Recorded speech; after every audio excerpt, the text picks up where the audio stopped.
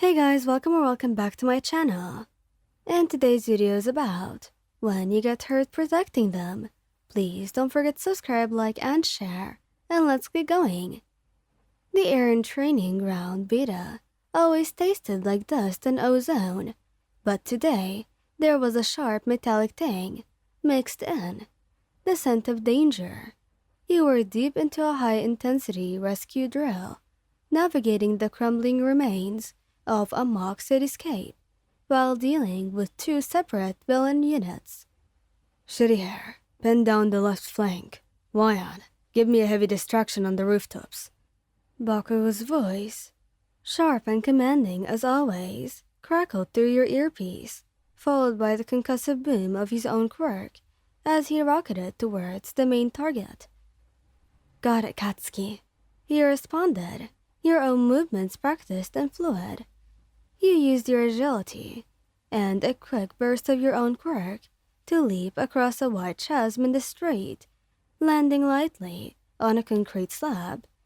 Your boyfriend, Kirishima, was a picture of hardened focus below, his entire body hardening as he engaged a bulky rock-throwing robot. The din of combat was a familiar music to the three of you, a high-stakes rhythm that you'd perfected over months of teamwork. I'm nearly clear, but this thing's tougher than expected. Kirishima grunted, straining against the volley of debris. He spotted the problem immediately. The main structure behind Kirishima, already unstable from Katsuki's earlier blast, was being undermined by the villain unit that he was fighting. More importantly, he saw Katsuki, mid-air, focusing entirely on delivering a finishing blow to the final boss villain, was directly in the path of a collapsing steel beam. The beam was huge, thick, and moving fast. It was an instant knockout danger.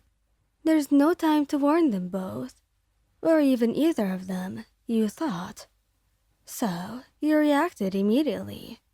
Katsuki, dodge. Kirishima, get your head down. You screamed, abandoning your position. You pushed your own quirk to its absolute limit, a desperate powerful sprint that blurred your surroundings. You weren't fast enough to stop the beam, but you were fast enough to put yourself in the middle. Katsuki, always trusting your battle instincts implicitly, snapped his focus away from his target. He saw the beam, but he also saw you. He tried to veer his trajectory, a furious shout leaving his lips. Wyan, no. The massive beam was going to hit him square in the chest. Kirishima, looking up from his fight, had time only to throw a panicked arm over his head, shielding himself from dust and shrapnel. You launched yourself forward, pulling Katsuki hard, with a wide-open palm strike to send him skidding just out of the beam's direct path. Kirishima was still too close, so you twisted your body, your left side angled toward the falling metal, enveloping Kirishima's hardened form with your right arm, and using your own body as the final soft barrier. The sound was a sickening metallic crack that drowned out the explosions and the robots.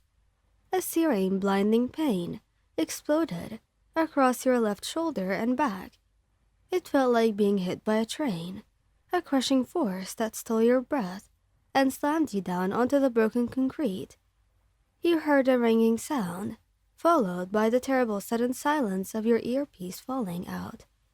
You lay there, seeing only the gray dust settling around you, the overwhelming sharpness in your body drowning out all the other senses. Your ears were still ringing. But then you heard two voices, loud and ragged and terrified, screaming your name.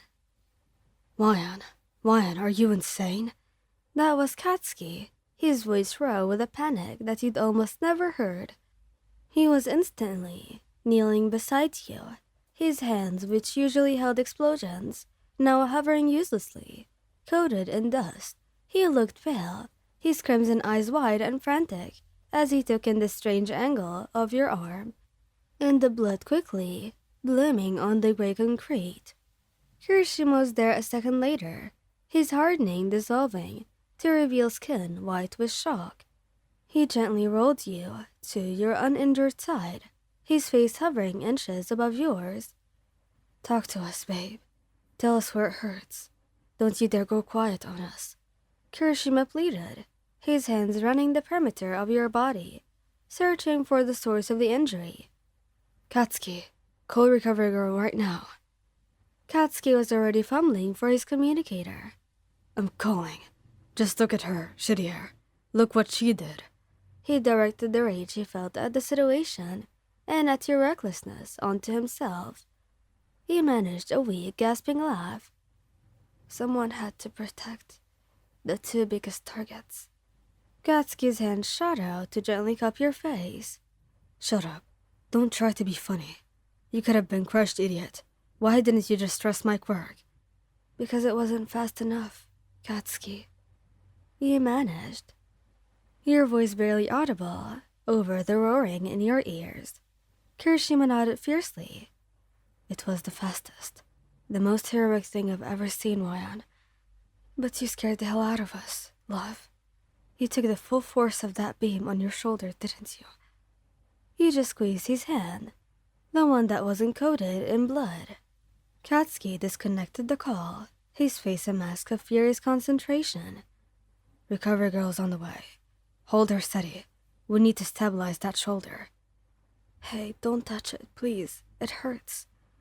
"I know it hurts, damn it. That's why I'm fixing it." He worked with precision, keeping your head supported while carefully binding your broken shoulder, ensuring you wouldn't move it further. Kirishima kept his hands resting on your chest and forehead, radiating warmth and stability. "You're okay, Ryan. You saved us. You were amazing." Katsuki finished the binding, his jaw tight. "Yeah, sure. Next time, I'll blow the whole building up before it even touches you." "There won't be a next time, Katsuki. I got you too, didn't I?" "You did, Ryan. And now we've got you." The journey to the infirmary was a blur of flashing lights and concerned faces. And so, hours later, as you lay in your dorm, they helped you settle onto your bed, Katsuki rearranging your pillows just how you like them, and Kirishima brought you a lukewarm cup of tea and a small, soft blanket, tucking you in.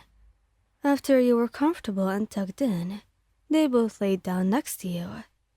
You felt comforted by the familiar weight of Katsuki's arm around you and the warmth of Kirishima's side pressed against yours. You had protected them from a physical threat, but in the aftermath, they were protecting you from the emotional and physical toll. You already drifted off then. Your unbreakable shield had taken a hit, but surrounded by your boys, you knew you'd meant perfectly. Thank you guys for listening. Hope you like this video. Please don't forget to subscribe, like, and share, and goodbye!